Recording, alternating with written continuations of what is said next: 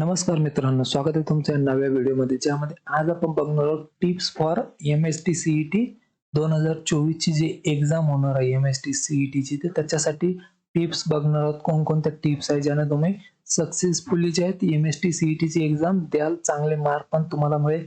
मग त्यामध्ये आपण एक्झाम होण्याच्या आधी काय करायचंय तुम्हाला, किंवा एक्झाम तुमची जेव्हा चालू असेल तेव्हा काय करायचंय, आणि प्लस ॲडिशनल टिप्स पण देणार आहोत, ते पण आपल्या मराठीमध्ये. तर हा व्हिडिओ शेवटपर्यंत बघा, आणि चॅनलवरती नवीन असाल तर सबस्क्राईब पण करून द्या. आणि चला बघूया tips for MST CET exam. तर बघा, सगळ्यात आधी आपण बघूया की एक्झाम तुमची जी आहे ती सुरू होण्याच्या अगोदर, म्हणजे जेव्हा तुमच्याकडे वेळ असेल महिना 2 महिन्याचा, तेव्हा काय करायचंय, तर तुम्हाला सगळ्यात आधी सिलेबस जो आहे तो समजून घ्यायचा आहे की MST CET चा जो सिलेबस असणार तो कसा असणार आहे. त्यानंतर एक्झाम पॅटर्न कसा आहे, मार्किंग स्कीम वगैरे कशी आहे, या सगळ्या गोष्टी तुम्हाला आधी समजून घ्यायच्या आहे.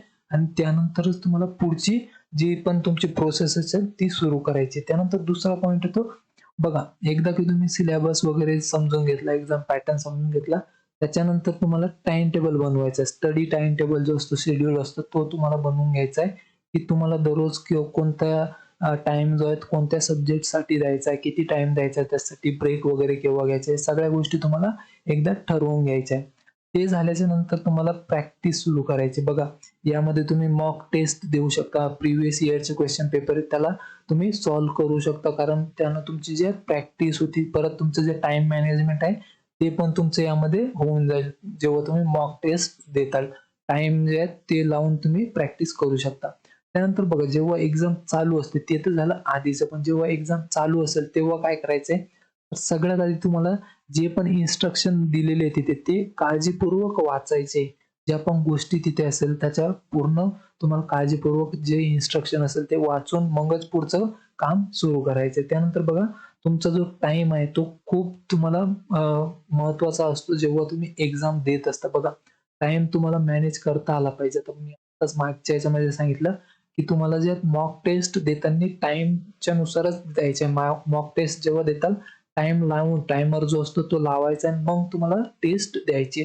त्यानं जे तुमचं जे टाइम मॅनेजमेंट स्किल जे आहे ते तुमचं तिथे डेव्हलप होईल, आणि तुम्हाला टाइम मॅनेज करता येईल जेव्हा पण तुम्ही जे एक्झाम देत असाल. त्यानंतर बघा, सगळ्यात आधी त्याच क्वेश्चनचे आन्सर लिहायचे जे तुम्हाला सगळ्यात इझी वाटत आहे, जे तुमच्यासाठी सगळ्यात सोपे क्वेश्चन आहे त्याचेच उत्तर तुम्हाला सगळ्यात आधी द्यायचे, आणि जे अवघड असेल त्यांना सगळ्यात शेवटी ठेवायचे.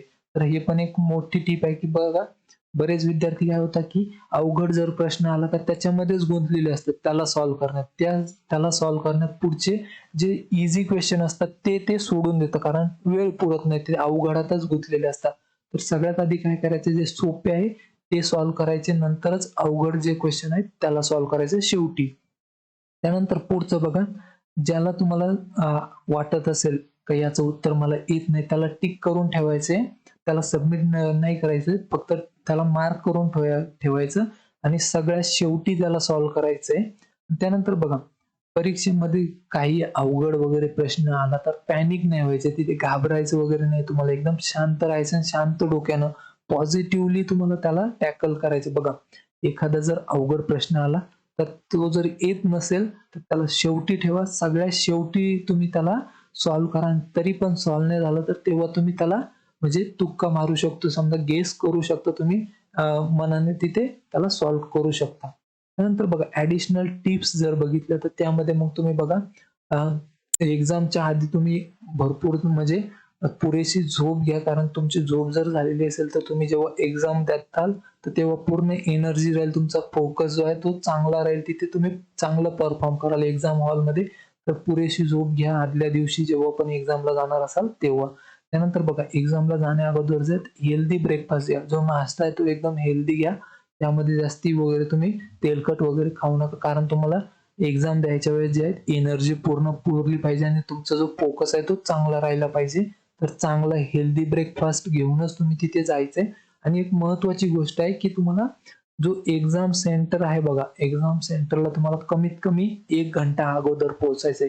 कमीत कमी 1 घंटा तुम्हाला आधी पोहोचायचंय, कारण काय होतं की ट्रॅफिक वगैरे जे असेल त्याच्यामध्ये जर तुम्ही अडकला आणि वेळ जर तुम्हाला ऐन वेळेवरती गेला तर तिथे काय होतं, 1 मिनिट जरी लेट जर झाला तुम्हाला तर जे आहेत एक्झामला बसू देत नाही, तुम्हाला एंट्री तिथे दिली जात नाही. तर तुम्हाला कमीत कमी 1 घंटा आधी एक्झाम सेंटरवरती पोहोचायचे कोणत्याही परिस्थितीमध्ये. तिथे लेट करायचं नाही. कारण जर 1 मिनिटं लेट झालं तर तुम्हाला एंट्री दिली जाणार नाही. तर ह्या काही गोष्टी होत्या त्या जर फॉलो केलं तर तुम्ही चांगल्या प्रकारे जे आहेत सक्सेसफुली जे आहेत MST CET चांगल्या मार्काने पास व्हाल. आणि याच्या रिलेटेड जर अजून काही इन्फॉर्मेशन किंवा डाऊट, क्वेश्चन असेल तर मला कमेंटमध्ये विचारू शकता. मी तिथे पण तुम्हाला नेहमी रिप्लाय करत असतो.